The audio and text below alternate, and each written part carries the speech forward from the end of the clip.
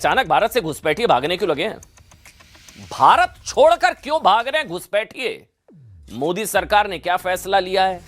SIR का डर, घुसपैठियों में क्यों छिड़िया भगदड़? बात सबसे पहले आज इसकी करेंगे। ये ऐतिहासिक स्टोरी दिखाने वाले हैं साहब। ये घुसपैठिए उल्टे पांव भाग रहे हैं। Cover story number 2। Delhi police ने सुप्रीम कोर्ट में क्यों कहा अनपढ़ आतंकवादियों से ज्यादा खतरनाक बारूदी विचारधारा के आतंकवादी। ये बारूदी बुद्धिजीवी कौन होते हैं? इन बारूदी बुद्धिजीवियों को कैसे पहचाने? आज ये शॉर्टकट भी हम आपको समझाएंगे कि एक बारूदी बुद्धिजीवी को आप कैसे पहचान सकते हैं। तीसरी बड़ी खबर, वो हिडमा, पता है ना, नक्सली हिडमा, नक्सलियों का हाफिज, उसके मरने पर जेएनयू में क्यों बना जश्न? एक अच्छी तस्वीरें, सुखद तस्वीरें। जेएनयू में नक्सलियों के मरने पर मातम की तस्वीर आई, लेकिन जश्न की तस्वीर पहली बार ये आपको दिखाएंगे। और स्टोरी नंबर 4, नेपाल में फिर से हिंसा भड़क गई है। फिर से हिंसा, आगजनी, तोड़फोड़ हो गई है और यही मुझे इस वक्त खबर भी मिल रही है और ये हमारे पास तस्वीरें भी आ रही हैं। नेपाल में फिर से जेनजी सड़कों पर उतर आए हैं। एक बार फिर से वहां पर प्रदर्शनकारी जो है हिंसा कर रहे हैं। फिर से नेपाल में हिंसा भड़क गई है। एक बार फिर वैसे हिंसा, आगजनी, तोड़फोड़, उपद्रव, बवाल। ये देखिए, अच्छा तस्वीरें भी आ गई हैं। फिर से वही सारी तस्वीरें नेपाल में। और एक मिनट दिखाइए, तस्वीरें दिखाइए, मुझे हटाइए एक मिनट। देखिए आप तस्वीरें देखिए।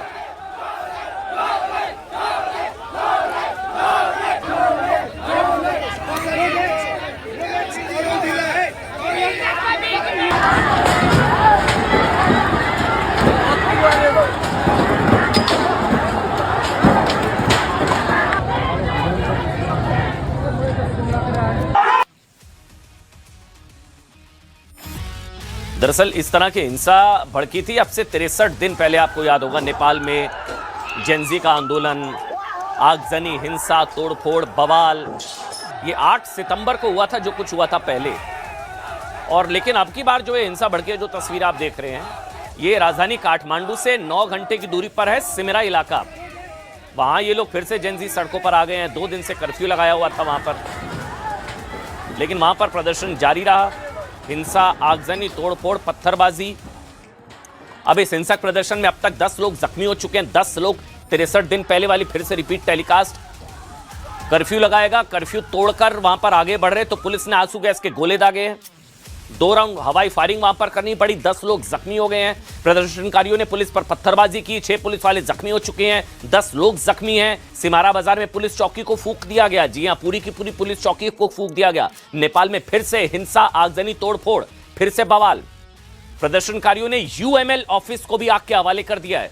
चौकी फूंक दी, यूएमएल के ऑफिस को फूंक दिया। इस बीच बारा के chief district officer Dharmendra Mishra ने जेनजी बारा कोऑर्डिनेटर सम्राट उपाध्याय को बातचीत के लिए बुलाया।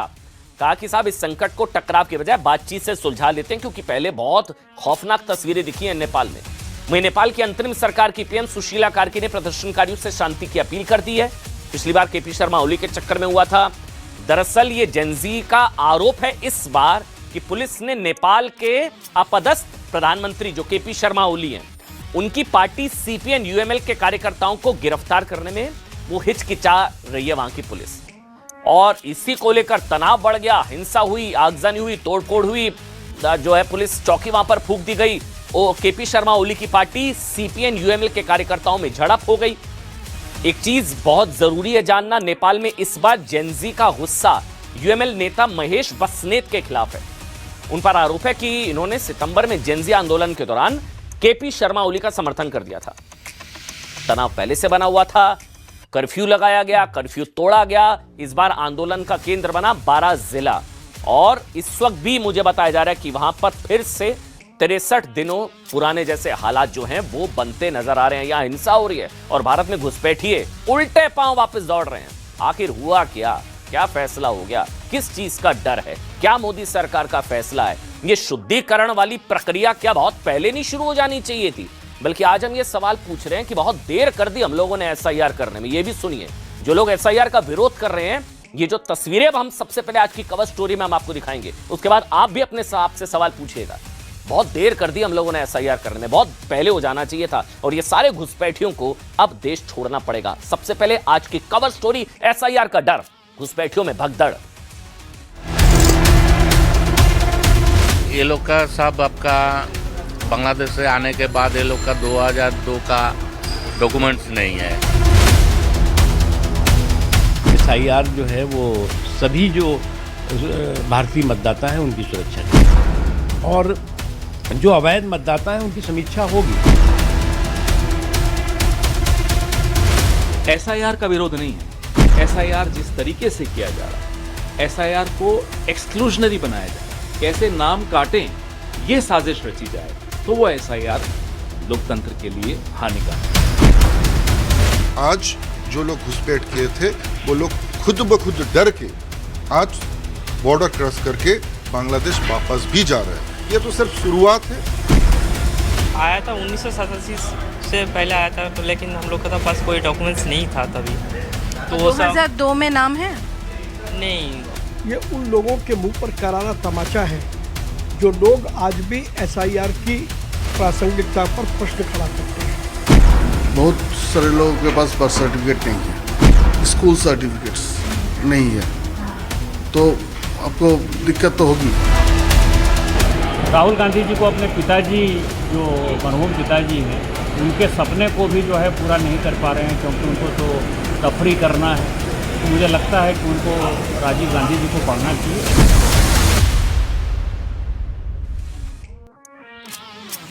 सब देखिए पहले क्या होता था, कई सालों से क्या होता था, इनके बसने की तो बहुत खबरें आती थी। घुसपैठिए बस रहे हैं, बस रहे हैं, बस रहे हैं। अब मोदी सरकार में इनके भागने की खबर आ रही है। बहुत ही अच्छी तस्वीरें, सुखद अनुभव होगा आपको साहब, क्योंकि देश कोई धर्मशाला नहीं है। कुछ लोग कहेंगे कैसी बात कर रहे हैं अमन जी, थोड़ा मानवीय पक्ष तो रखिए। लेकिन साहब ये कोई, पहली बात तो भारत कोई धर्मशाला नहीं है, नंबर एक। नंबर दो, अगर कोई घुसपैठिया भारत की राष्ट्रीय सुरक्षा के लिए खतरा बनता है तो मेरे लिए मानवीय पहलू से पहले देश की नेशनल सिक्योरिटी है। इसलिए घुसपैठियों के भागने की खबर अच्छी खबर है। मैं फिर से कहूंगा साहब, पिछले कई सालों में ना भारत में ना घुसपैठियों की घुसपैठ की खबर आती थी। ऐसी तस्वीरें, मतलब होता था वहां से पकड़ा गया घुसपैठिया, वहां से पकड़ा गया घुसपैठिया, वहां बस गया, वहां बस गया, इतने बस गए। ये देश के इतिहास में पहली बार हो रहा है, पहली बार। पिछले 3 दिनों से ना, 3 दिनों से बंगाल में बंगाल बांग्लादेश का जो बॉर्डर है वहां से घुसपैठिए भाग रहे हैं, उल्टे पांव भागने की खबरें आ रही हैं उनकी। बांग्लादेश पश्चिम बंगाल बॉर्डर पर पिछले 3 दिनों से घुसपैठिए की भीड़, घुसपैठियों की भीड़ वहां पर इकट्ठा है। वो किसी भी तरह से बांग्लादेश वापस लौट जाना चाहते हैं। इनमें बड़ी संख्या में घुसपैठिए जीरो लाइन पर फंसे हुए हैं, क्योंकि साहब इतनी भारी, अब ये सारे बंगाल में थे। वो कहते हैं होना नहीं चाहिए SIR, होना नहीं चाहिए, नहीं होना चाहिए। ये लोग सारे वोट डालते जितने घुसपैठिए, भारत के चुनाव, देश का चुनाव, और विदेशी डालेंगे वोट। साहब भारी तादाद में बांग्लादेशी फोर्स भी उन्हें लेने को लिए तैयार नहीं है। नौबत यह है, स्थिति यह हो चुकी है कि भारत से भाग निकलने के चक्कर में कई लोगों ने बॉर्डर पर अब वहां अस्थायी ठिकाने बना लिए। भारत में घुसपैठ की, अब वापस जाना पड़ रहा है, कागज है नहीं, घुसपैठिए थे, इल्लीगल शेड बना लिए परमानेंट, परिवार समेत बोरिया बिस्तर बांधकर बांग्लादेश जाने का इंतजार कर रहे हैं। फिर कहते हैं क्यों कराते हैं SIR साहब, फिर कहते हैं क्यों शुद्धिकरण कराते हैं। सोचिए ना होता बंगाल में अगर शुद्धिकरण, ये प्रक्रिया ना शुरू होती तो ये सारे आराम से कुंडली मारकर बैठे रहते साहब, किसी को कोई फर्क नहीं। और फिर वोट कौन किसको वोट डाल रहा है, मैं इसलिए हमने जो आज लिखा है ना, ये दरअसल घुसपैठियों में भगदड़ नहीं है, वोट बैंक की भगदड़ है, वोट बैंक में भगदड़ है। माना जा रहा है साहब कि भारत में सालों से जमे बांग्लादेशियों के अचानक खिसक लेने की पहली बड़ी वजह है चुनाव आयोग। पहला, 12 राज्यों में हो रहा है SIR, 12 राज्यों में शुद्धिकरण, कागज दिखाओ। घुसपैठियों में भगदड़ की दूसरी बड़ी वजह, वो डेमोग्राफी मिशन याद है मोदी सरकार का, जिसका जिक्र प्रधानमंत्री ने किया था, जिसमें बांग्लादेशी पाकिस्तानी रोहिंग्याओं को ढूंढा जाना है, डेमोग्राफी मिशन।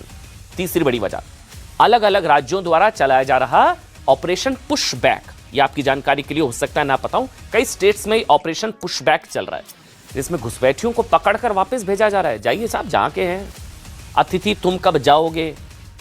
चौथी बड़ी वजह, मोदी सरकार का नया कानून, जिसके तहत अवैध ढंग से रहते हुए पकड़े जाने पर 5 साल की जेल, 5 लाख का जुर्माना। अब बताइए मरता क्या ना करता, वापस जाना पड़ रहा है साहब। माना जा रहा है ये 4 वजह हो सकती है। इन 4 वजहों से भारत में कुंडली मारकर बैठे ये घुसपैठिए वापस भाग रहे हैं। अब घुसपैठियों के बसते हुए तो हम सब ने देखा है, भागते हुए ऐसी तस्वीरें पहली बार संभवतः देख रहा है देश। अब हो सकता है साहब घुसपैठिए बांग्लादेशियों की ये दुर्दशा देखकर मैं कह रहा हूं कई लोगों का कलेजा मुंह को आ रहा होगा, कई लोगों का। मैं एक चीज मानता हूं साहब, आप अपने घर में घुसपैठियों को नहीं बसा सकते हैं ना। जिनका कलेजा मुंह को आ रहा है वो अपने अपने घरों में ले जाएं इन सबको। भाई ये भारत, ये देश भी तो मेरा घर है, और घर कोई धर्मशाला तो होता ही नहीं है। बिना कागज आप अपने घर में किसी को रखते हैं तो बिना कागज के रखते हैं, पूरे डॉक्यूमेंट्स चेक करते हैं, रखते हैं ना आप। तो ये देश, ये भारत भी तो मेरा घर है। जब आप, अब जिसका कलेजा मुंह को आ रहा है तो फिर ले जाओ, बसाए अपने घरों के अंदर। साहब कुछ लोगों का आ रहा होगा, मैं बता रहा हूं कलेजा मुंह को, क्योंकि उनके कट्टर समर्थक है। अब हैरानी की बात यह कि जिस एसआईआर प्रक्रिया को घुसपैठियों में डर की सबसे बड़ी वजह माना जा रहा है, एसआईआर शुद्धिकरण, वोटर लिस्ट दिखाओ, कागज दिखाओ, माना जा रहा है साहब, कांग्रेस समेत विपक्ष के कई दल एसआईआर के खिलाफ मोर्चा खोले हुए हैं। एसआईआर के विरोध में आप जानते हैं, एक तरफ तो ये हो रहा है कि एसआईआर की वजह से पता लग रहा है कि कितने घुसपैठिए थे, लेकिन आप हैरान हो जाएंगे, एसआईआर के विरोध में आज कांग्रेस ने, ये देखिए आप, कांग्रेस ने राजस्थान के जयपुर में जबरदस्त विरोध प्रदर्शन और हंगामा किया। क्यों, किसे बचाना है साहब? एसआईआर का खौफ और एसआईआर का विरोध, आप किस तरफ खड़े हैं? एसआईआर का खौफ, घुसपैठिए देश छोड़ रहे हैं, भारत में घुसपैठियों का क्या काम, मेरे अंगने में तुम्हारा क्या काम? और एसआईआर क्यों हो रहा है? एसआईआर रोक दो, एसआईआर नहीं होना चाहिए। बता दें आपको, कांग्रेस दिल्ली के रामलीला मैदान में एसआईआर के खिलाफ एक बहुत बड़ी रैली करने की तैयारी कर रही है। वैसे वोट चोरी पर जनादेश आ चुका, बिहार के लोगों ने बता दिया, कोई मुद्दा ही नहीं है। वोट चोरी पर जनादेश आ चुका है ना, बिहार के लोगों ने बता दिया। बीजेपी का आरोप है साहब कि घुसपैठियों के रूप में विपक्ष का हार्डकोर वोट बैंक कम हो रहा है। आयातित वोट बैंक कहते हैं इसको, इंपोर्टेड वोट बैंक, घुसपैठिया वोट बैंक, जिसकी वजह से ये लोग एसआईआर का विरोध कर रहे हैं और कुछ नहीं है। मतलब सीधी सी बात है, भारत के चुनाव में कोई विदेशी वोट दे। हैरानी की बात यह कि साहब पिछले 3 दिनों में विपक्ष के किसी भी नेता ने अब ये इन तस्वीरों पर कुछ नहीं कहा कि अच्छी तस्वीरें घुसपैठिए क्यों है देश में, उनको निकालिए साहब। अब आपको बताते हैं पूरे देश और खास तौर से बंगाल में एसआईआर की जरूरत क्यों है। अब ये बहुत ध्यान से सुनिएगा, मैं कुछ ऐसी केस स्टडीज आपको बताऊंगा, आप भी कहेंगे इतनी देर ही हो गई एसआईआर करने में, इन सबको तो पहले भगा देना चाहिए था साहब। ग्राउंड जीरो पर न्यूज 18 इंडिया की कवरेज में बंगाल छोड़कर भाग रहे बांग्लादेशी घुसपैठियों ने ऐसे ऐसे खुलासे किए, हम भी हैरान रह गए। अवैध बांग्लादेशी घुसपैठियों ने बंगाल में वोटर कार्ड, आधार कार्ड सब बनवा लिए थे।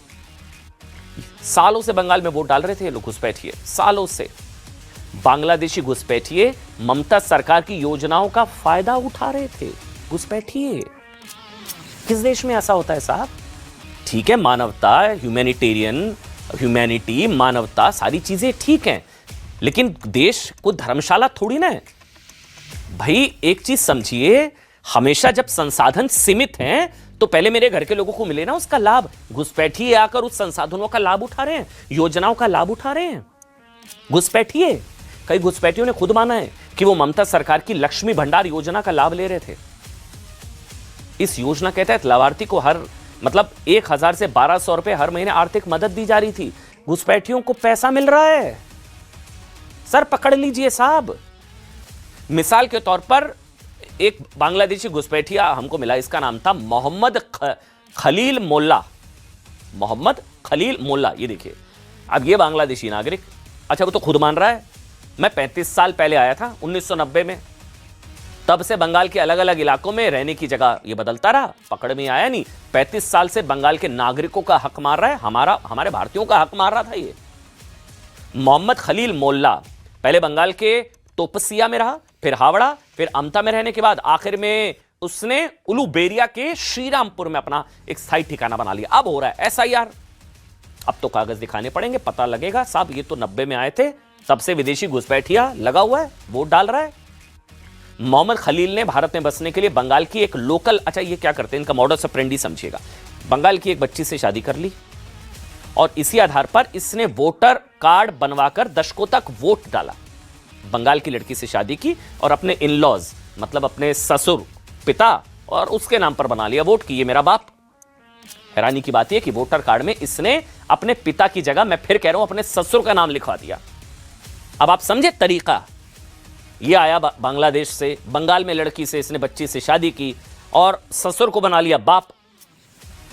फादर इन लॉ ससुर को बना लिया बाप और फिर बना लिया वोटर आईडी कार्ड, बस गए, हो गया वेरिफिकेशन, बन गया आधार, चलिए बोरिया बिस्तरा फिट।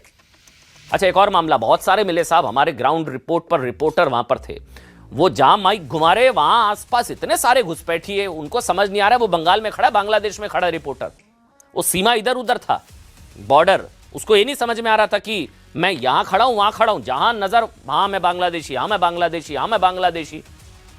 शेख रेजाउल मंडल साहब ये भी बांग्लादेशी घुसपैठिया था, इसने भी अपना वोटर आईडी कार्ड बनवाने में ना, ये इनका तरीका होता है, बंगाल की बच्ची से शादी की, बांग्लादेश से आया, ससुर के नाम पर पिता के तौर पर लिखवाया, और इसकी पत्नी राहिला बेगम से जब हमने पूछा, उसने कहा कि उन्हें इस बारे में कुछ पता ही नहीं है कि उनके पति ने अपने वोटर कार्ड में इसके पिता का नाम लिखवाया, ससुर का नाम, कह रही मुझे नहीं पता।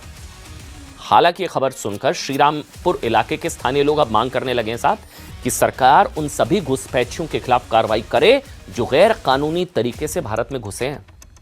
घुसपैठ की कहानी, घुसपैठियों की जुबानी, ये भी अनोखा है साहब, ये भारत में ही हो सकता है। सुनिए।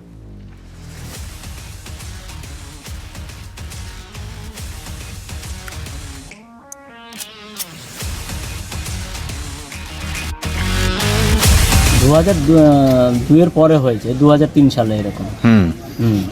আপনি কি আদৌ ভারতীয় বাসিন্দা ছিলেন? না না, ভারতীয় বাসিন্দা নয়, আমাদের গ্রাম থেকেই আর কি করা হয়ে গেছে। শ্বশুরের নাম দিয়ে হয়েছে? হ্যাঁ, না শ্বশুরের নাম দিয়ে কি করা হয়েছে, যখন আমার বিয়ে শাদী হয়ে গেছে সে কোথায় যাবে? সেটা আমি কি করব, যারা ভোট তুলেছেন তাদেরকে জিজ্ঞেস করুন, যারা 10 বছর ধরে আমাদের ভোট নিয়েছে, যারা ভোট তুলেছেন তাদেরকে জিজ্ঞেস করুন। আমি তো সব সবুত দিয়েই ভোটটা করেছি, নাকি আমি শুধু শুধু যেই ভোট দিয়ে দিয়েছি। साफ समझने वाली बात यह है कि बांग्लादेश की सीमा भारत के 5 राज्य हैं, ये सिर्फ एक स्टेट, अब वो तो बांग्लादेश की सीमा है, वो तो बंगाल से लगती, असम से लगती, मेघालय, त्रिपुरा, मिजोरम से लगती है, 5 स्टेट्स। सबसे बड़ी सीमा बंगाल और बांग्लादेश की है, सबसे बड़ी ये है 2200 किलोमीटर लंबी, 2200 किलोमीटर लंबी। इसके बावजूद बांग्लादेशियों में भगदड़ की तस्वीरें सिर्फ बंगाल से ज्यादा आ रही हैं। इसकी एक बड़ी वजह जानते हैं क्या है? वो ये हो सकती है कि ये खलील मुल्ला जैसे घुसपैठियों को ना भरोसा होता है साहब कि घुसपैठ के आरोप में कम से कम बंगाल में उनके खिलाफ शायद कार्रवाई उतनी नहीं होगी, बंगाल में नहीं होगी। असम में तो हिमंता बिस्व शर्मा, हिमंता को मिल जाए कोई घुसपैठिया, बंगाल में उन्हें भरोसा है तो शायद उतनी उस लेवल की कार्रवाई नहीं होगी। डिस्काउंट मिल जाता है, तुष्टीकरण का, मजहबी डिस्काउंट, वोट बैंक वाला डिस्काउंट। इसलिए कल तक जो लोग ममता राज में बेफिक्र होकर बंगाल घूम रहे थे ना, वो रह रहे थे, विदेशी होते हुए भी बेरोक टोक वोट डाल रहे थे, योजनाओं का लाभ उठा रहे थे, 1000-1200 रुपए हमारे टैक्स पेयर्स का पैसा। वो घुसपैठिए अब एसआईआर की वजह से ना खौफ में है, खौफ में। न्यूज 18 इंडिया की टीम ने बशीरहाट बॉर्डर इलाके में हकीमपुर चेकपोस्ट का दौरा किया, जहां पिछले 4 दिनों से सैकड़ों घुसपैठिए बॉर्डर पार करने के इंतजार में बैठे हुए हैं। हमारी संवाददाता कमालिका ने रुकैया नाम की एक महिला घुसपैठिए से बात की, जिसने कहा कि उनके पास वोटर कार्ड है, उसने वोट भी डाला है, उसे वोट डालने के लिए 500 रुपए मिले थे। अब आप समझ कर देखिए ये कितना बड़ा रैकेट चल रहा था। कहते हैं एसआईआर नहीं होना चाहिए, एसआईआर नहीं होना चाहिए, कह रहे हैं वोटर कार्ड बन गया, आधार बन गया, वोटर कार्ड उसको 500 रुपए वोट डालने के मिलते थे, इसलिए अब वो बांग्लादेश वापस जाना चाहती है क्योंकि 2002 के वोटर लिस्ट में ना उसका नाम नहीं है। एक बार आप सुन लीजिए, फिर आपको ये जरूर लगेगा बहुत देर कर दी हम लोगों ने एसआईआर करने में। हमने अभी रोकेया से बात किया। रोकेया अपने परिवार के साथ बांग्लादेश के सातखीरा से यहाँ पे आ गई थी और यहाँ पे वो लॉकडाउन के टाइम से रह रही है। मैंने उससे पूछा कि क्या आपके पास वोटर कार्ड है? उसने हाँ बोला। क्या आपके पास आधार कार्ड है? उसने हाँ बोला। क्या आपको लखीर भंडार मिलता है? उसने हाँ बोला। और उसने ये भी बोला कि जो दुआरे सरकार जो प्रोग्राम जिसमें पहुंच जाते हैं सरकार लोगों के पास, उस प्रोग्राम के ज़रिए उसको लखीर भंडार भी मिला। वो उसने ये भी बोला कि उसने वोट दिया है। ये है रुकैया की स्टोरी। बहुत लोग यहाँ पे बहुत लोगों के पास डॉक्यूमेंट नहीं है, बहुत लोगों के पास है। क्यों वो वापस जा रही है? वो बोल रही है कि 2002 में उसका नाम नहीं है, इसलिए वो वापस जा रही है। आज सुबह यहाँ पे आई हैं। ये ऐसे रुकैया कितना है, सवाल यही है। कैमरामैन अंशुमान रॉय के साथ कमलिका सिंह गुप्ता, न्यूज़ 18 इंडिया के लिए हकीमपुर बॉर्डर से। भरे पड़े हैं ऐसे घुसपैठिए जो बंगाल में सरकारी योजनाओं का लाभ उठा रहे हैं। एक नहीं है, मेहरून बेगम, शहनवाज, अबुल कलाम आजाद जैसे घुसपैठिए तो अपना वोटर कार्ड बनाकर भारत के वोटर बन चुके हैं। ये वोट डालते हैं, सरकारें चुनते हैं, पैसे मिलते हैं वोट डालने के, योजनाओं का लाभ उठा रहे हैं। सोचिए अगर विदेशी नागरिक बंगाल के चुनाव को प्रभावित कर रहे हैं तो लोकतंत्र के लिए कितना बड़ा खतरा है। ये लोग कहते हैं एसआईआर से, शुद्धिकरण से लोकतंत्र खतरे में, या इन घुसपैठियों की वजह से लोकतंत्र खतरे में। साहब, ममता बनर्जी को वोट बैंक खिसकने का डर सता रहा है, ये कहती है बीजेपी। और टीएमसी के नेता खुलकर कह रहे हैं कि एसआईआर के बहाने घुसपैठियों को किसी ने हाथ लगाया ना तो खैर नहीं। जैसे ही बशीरहाट बॉर्डर पर सूरज ढलता है वैसे ही सैकड़ों घुसपैठी अपने परिवार और सामान के साथ आने लगते हैं। बॉर्डर पार करने के इंतजार में 4 दिन से बैठे हुए हैं, 4 दिन। कई घुसपैठियों तो 2 दिन से बेचारे भूखे हैं। हमारी संवाददाता कमालिका ने जब इनसे बात की तो पता चला कि बांग्लादेश बॉर्डर पर दलालों का एक नेटवर्क चल रहा है, वहां अलग से एक रैकेट चल रहा है। अब ये क्या कर रहा है, ये दलाल पैसे लेकर बांग्लादेशी नागरिकों को अवैध तरीके से भारत में घुसपैठ कराते हैं। ये अलग से रैकेट चल रहा है। अच्छा, 2023 में कुछ मैं आंकड़े आपको बताता हूं। दिल्ली पुलिस ने भी ना कुछ पकड़े गए घुसपैठियों से पूछताछ के बाद दावा किया था कि एक घुसपैठिए को बांग्लादेश बॉर्डर पार कराने का रेट 5 से 10 हजार है। ये लोग 5 से 10 हजार में आ जाते थे और छिपाना है तो फिर 2 से 5 हजार रुपए लगते थे। इसके बाद आधार कार्ड 1 से 2 हजार में बन जाता है और पूरे परिवार को भारत का नागरिक साबित करने वाले कागज 5 से 15 हजार में बन जाते हैं। 5 से 15 हजार ये रेट कार्ड इन्होंने जारी किया, ये घुसपैठ का रेट कार्ड। फिर उन्हीं फर्जी कागजों के दम पर ये घुसपैठिए खुद को इंडियन, भारत का नागरिक बताते हैं। अब सोचने वाली बात यह है कि जब जब नागरिकता कागज से तय हो और कागज पैसों से बने तो देश की सीमाएं नहीं, साफ पहचान भी खतरे में पड़ जाती है। यही वजह है कि भारत में कई इलाकों की ना डेमोग्राफी पलट गई है, बदल गई है, क्योंकि कई घुसपैठिए ऐसे देश में घुसकर दूसरों का हक मारते हैं। डेमोग्राफी पलट गई है, बदल गई है बॉर्डर एरियाज में। इसके बावजूद ये लोग कुछ पार्टियों नेताओं के दुलारे हैं, ये कहने में कोई हिचकिचाहट नहीं है। लेकिन ये बयान सुनिए, उससे पहले एक सवाल अपने आप से पूछिएगा। हमारे देश में जितने भी जिले हैं उसमें से कई ऐसे जिले होंगे जहां हिंदू मेजॉरिटी से माइनॉरिटी में आ गए हों, कई ऐसे जिले होंगे साहब, लेकिन शायद एक भी जिला ऐसा नहीं होगा, एक भी जिला जहां हिंदू माइनॉरिटी से मेजॉरिटी में आ गया हो, हिंदू अल्पसंख्यक हो और वो बहुसंख्यक हो गया हो। एक भी जिला ऐसा नहीं होगा। सुनिए। पिछले 4 दिन से सुबह से लेके शाम, शाम से लेके रात, ये चेहरा है हकीमपुर चेक पोस्ट का। यहाँ से लगभग 1 किलोमीटर है बॉर्डर और ये तस्वीर बहुत कुछ बोल जाती है। ये तस्वीर बोल जाती है कि किस तरीके से ये लोग बोल रहे हैं, किस तरीके से लॉकडाउन से पहले, लॉकडाउन के बाद ये लोग यहाँ पे आए हैं, रात के अंधेरे में लोगों को पैसा देके किस तरीके से यहाँ पे पहुँचे और पहुँचने के बाद में यहाँ पे बैठ गए। बहुत सारे लोगों का डॉक्यूमेंट नहीं है, सब डर के हमारे एसआईआर के वजह वापस जा रहे हैं। बहुत सारे लोगों का डॉक्यूमेंट नहीं है, कुछ तो ऐसे भी बोल रहे हैं कि जिनके पास वोटर आईडी कार्ड है और उन्होंने वोट भी दिया है। यहीं से सबसे बड़ा सवाल उठा है किस तरीके से घुसपैठी होता है और ये तस्वीर इसी को दर्शाती है। कैमरामैन अंशुमान रॉय के साथ कमलिका सेनगुप्ता, हकीमपुर चेक पोस्ट से न्यूज़ 18 इंडिया के लिए। साहब, एक चीज है, ये जितने घुसपैठी आपको दिखाई दे रहे हैं उनकी संख्या भारत में छिपे बांग्लादेशी घुसपैठियों के मुकाबले बहुत कम है। माना जाता है घुसपैठियों के लिए सबसे बड़ी धर्मशाला या आप कह लीजिए सेफ गेस्ट हाउस या सेफ हाउस बंगाल है, ठीक है। इसके अलावा असम, महाराष्ट्र, दिल्ली, यूपी, बिहार, झारखंड और जम्मू कश्मीर, ये कुछ स्टेट्स हैं जहां पर सबसे ज्यादा घुसपैठी है। अलग अलग देशों से बांग्लादेशी भी मान लीजिए छिपे हुए हैं ये स्टेट्स में। दूसरा चौंकाने वाला फैक्ट यह कि अभी तक सेंटर या किसी भी स्टेट के पास घुसपैठियों को लेकर ना कोई एक्यूरेट फिगर, सटीक डेटा नहीं है। अब देखिए, केंद्रीय मंत्री हैं किरण रिजिजू, इन्होंने 2016 में दावा किया था कि 2 करोड़ से ज्यादा हैं, 2 करोड़ से ज्यादा घुसपैठी हमारे देश में है। सीबीआई के पूर्व डायरेक्टर हैं जोगिंदर सिंह जी, इन्होंने 2014 में कहा था कि 5 करोड़ से ज्यादा बताई थी, 5 करोड़ से ज्यादा। और 2004 में यूपीए सरकार में केंद्रीय गृह राज्य मंत्री श्री प्रकाश जायसवाल ने कहा था 1 करोड़ 20 लाख। अब 5 करोड़, 2 करोड़, 1 करोड़ 20 लाख, मतलब 1.5-2 करोड़ के आसपास तो हैं साहब ये घुसपैठिए। इसलिए बीजेपी का आरोप है साहब कि इनको लेकर अभी यहां पर क्लियर कट पॉलिसी इसलिए भी नहीं है क्योंकि पॉलिटिकल दबाव भी एक तरीके से होता है। अच्छा, एक बड़ी खबर आ रही है, 4 और डॉक्टर गिरफ्तार हो गए हैं। ये एक और बड़ी खबर आ रही है, 4 और ये लाल किला आतंकी हमले के कनेक्शन में 4 और डॉक्टर पकड़े गए हैं। अब ये देखना ये इन 4 में से कितनों का कनेक्शन अल फलाह से है, क्योंकि 4 और डॉक्टर्स को गिरफ्तार कर लिया गया है और इन चारों आरोपियों को 10 दिन की NIA रिमांड पर भेज दिया गया है। ये चारों आरोपी डॉक्टर श्रीनगर से गिरफ्तार किए गए हैं। इससे पहले 2 आरोपियों की गिरफ्तारी हो चुकी है, कुल 6 हो गए हैं। 6 आरोपी गिरफ्तार किए जा चुके हैं।